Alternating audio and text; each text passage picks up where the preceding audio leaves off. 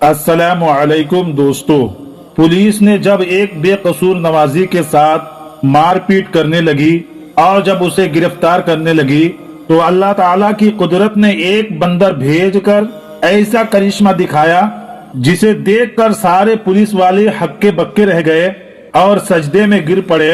दोस्तों, आज जो वाकया हम आपको बताने वाले हैं, यह वाकया पंजाब का बताया जाता है कि पंजाब में एक छोटा सा गांव है। उस गांव में एक मुसलमान लड़का रहता है जिसकी उम्र तकरीबन 30 साल की करीब था। लड़का बहुत ही नेक और परहेजगार था, 5 वक्त का नमाजी था और हर नमाज को उसके वक्त पर अदा किया करता था, यानी कि नमाज कज़ा नहीं करता था और कोशिश करता था कि वो नमाज मस्जिद में जमात के साथ ही अदा करे।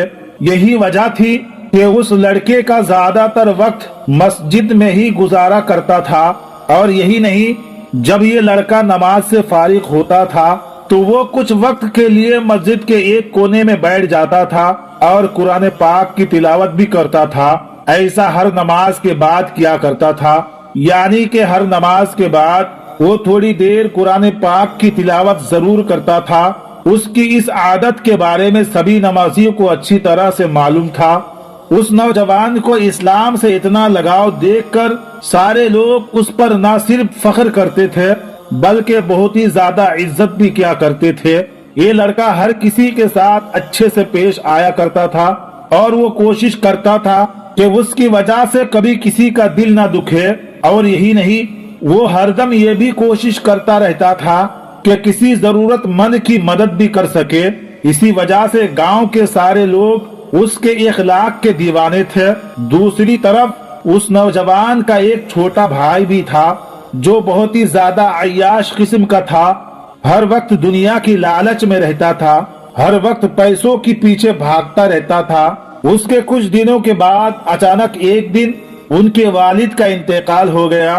उस सदमे के बाद बड़ा भाई अंदर ही अंदर से टूट चुका था, इसीलिए फिर वो ज्यादा वक्त मस्जिद में ही गुजारने लगा था। वही दूसरी तरफ उसका छोटा भाई जो हर वक्त ये कोशिश करता रहता था कि वो किसी न किसी तरीके से अपने बड़े भाई की जमीन हड़प ले और उसकी जमीन को अपने नाम कर ले, यानी कि वो इस कोशिश में रहने लगा कि वो कैसे भी करके बाप की जमीन में से बड़े भाई का जो हिस्सा था वो अपने नाम करवा ले।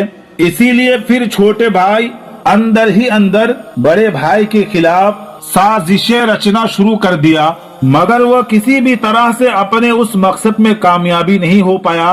उसके बाद जब छोटे भाई की तमाम कोशिशें बेकार हो गई तो फिर एक दिन छोटे भाई ने सोचा कि क्यों ना अपने इस बड़े भाई की सबसे पसंदीदा चीज यानी कि मस्जिद का इस्तेमाल करे। और फिर वो सोचने लगा कि वो अपने बड़े भाई को मस्जिद में ही किसी इल्जाम में फंसवा दे। और छोटे भाई ने एक प्लान बनाया कि किसी न किसी तरह से अपने बड़े भाई को मस्जिद की चोरी की इल्जाम में फंसा दे, जिससे वो मस्जिद में जाने से रुक जाए। और उसको ये भी मालूम था कि उसका बड़ा भाई 5 वक्त का नमाजी है, मस्जिद से ज्यादा लगाव भी है, इसीलिए वो मस्जिद के बगैर नहीं रह सकता है। इसी वजह से छोटे भाई ने सोचा कि वो अगर अपने बड़े भाई को मस्जिद में जाने से रोक देता है तो फिर वो उसके बदले में जमीन का मुतालबा कर सकता है। और यकीनन बड़ा भाई नमाज और मस्जिद को अहमियत देते हुए उसकी वो अपनी जमीन दे देगा। और फिर छोटे भाई ने एक मंसूबा तैयार किया। जमीन हासिल करने के लालच ने छोटे भाई को अंधा कर दिया था, इसीलिए उस बदबख्त ने रात के अंधेरे में मस्जिद का कुछ कीमती सामान चुरा लिया, यानी कि उसने चोरी कर डाली। उसने मस्जिद का कुछ कीमती सामान उठाया और घर ले आया और चोरी किए हुए सामान को उसने अपने घर में एक खुफिया जगह पर छुपा दिया और पुलिस वालों के पास जाकर अपने भाई पर इल्जाम लगा दिया और कहने लगे कि हमारी मस्जिद में चोरी हो गई है और मस्जिद का सामान चुराने वाला कोई और नहीं बल्कि उसका ही बड़ा भाई है। इधर दूसरी तरफ बेचारे बड़े भाई को उन सब के बारे में कुछ भी नहीं मालूम था। वो वैसे ही मस्जिद में जा रहा था اور سچے دل سے اللہ تعالیٰ کی عبادت کر رہا تھا، اور ویسے ہی اللہ تعالیٰ کی بارگاہ میں گڑ گڑا کر دعائیں مانگتا تھا۔ وہ اپنے ہر دعا میں کہتا تھا کہ اے اللہ مجھے ہر مشکل سے نجات دے، اے اللہ اگر میں کسی بڑی مصیبت میں پھنس جاؤں تو میری مدد فرمانا۔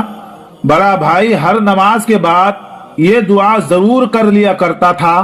جیسا کہ ہم نے آپ کو پہلے ہی بتایا ہے کہ چوری کے بعد میں چھوٹے بھائی نے اس کا الزام بڑے بھائی پر لگا دیا تھا، اسی لیے اگلے دن بڑا بھائی نماز کے لیے مسجد کی طرف جا رہا تھا تو پولیس والے نے اس کو ڈھونڈتے ہوئے اس کے پاس آ پہنچے، اور مسجد کے دروازے پر پہنچ کر پولیس کے لوگوں نے اس نوجوان سے کہا کہ تمہیں گرفتار کیا جاتا ہے۔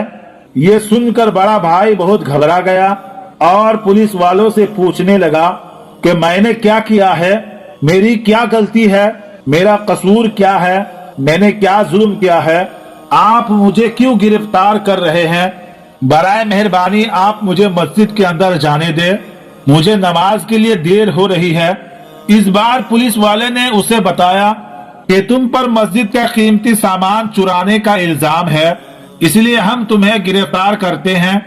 یہ سن کر بڑا بھائی بیچارہ ہکا بکا رہ گیا اور سوچنے لگا کہ یہ کیسے ممکن ہے اور اس پر یہ الزام کس نے لگایا ہوگا، لیکن اسے کچھ بھی سمجھ میں نہیں آ رہا تھا، اس لیے وہ وہی زمین پر بیٹھ گیا اور اللہ تعالیٰ سے مدد کی گہار لگانے لگا، اللہ تعالیٰ سے دعا کرنے لگا اور کہنے لگا کہ اے اللہ میری اس مصیبت کی گھڑی میں تو میری مدد فرما۔